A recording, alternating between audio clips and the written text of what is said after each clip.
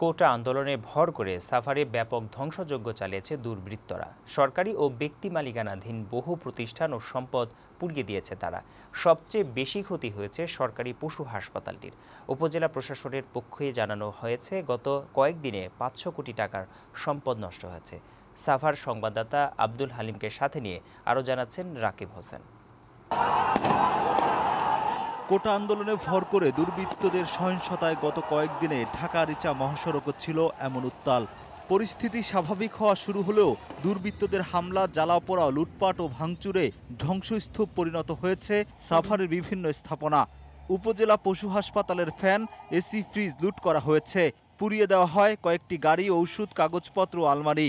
আর অফিসের কর্মকর্তা কর্মচারীদের মারধর করে সন্ত্রাসীরা। প্রথমে লোকজন ঢুকে রুমের মেন গেট ভেঙে 4টা রুমে বেশ ভাঙচুর করে এবং আগুন ধরায়। হাসপাতালটি বন্ধ থাকায় ভোগান্তিতে পড়েছে সেবা নিতে আসা লোকজন। হাসপাতালে আসছিলাম, আইসা সবকিছু বন্ধ, ডাক্তার নাই।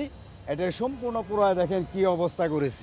শুধু এই পশু হাসপাতালই নয়, পুলিশ বক্স, ডিবি অফিস ও এর ভেতরের গাড়িও জ্বালিয়ে দেওয়া হয়েছে।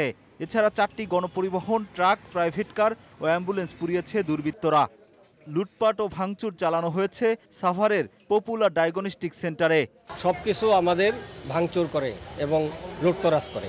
গাড়ির কাছে এসে দেখি আমার গাড়ির ভিতরে কিছু নাই, সবকিছু লুটপাট হয়ে গেছে। উপজেলা প্রশাসন বলছে, জ্বালাপোড়া, লুটপাট ও ভাঙচুরের কবলে পড়ে ৫০০ কোটি টাকা ক্ষয়ক্ষতি হয়েছে। গত কয়েকদিনের এই নৈরাজ্যকর পরিস্থিতিতে সাভারে প্রায় ৫০০ কোটি টাকারও বেশি সরকারি বেসরকারি সম্পদের ক্ষয়ক্ষতি হয়েছে।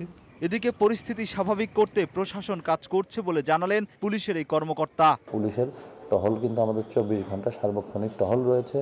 মানুষজন যেন নিরাপদ বোধ করে, বার্তাটি আমরা সকলকে দিতে চাই।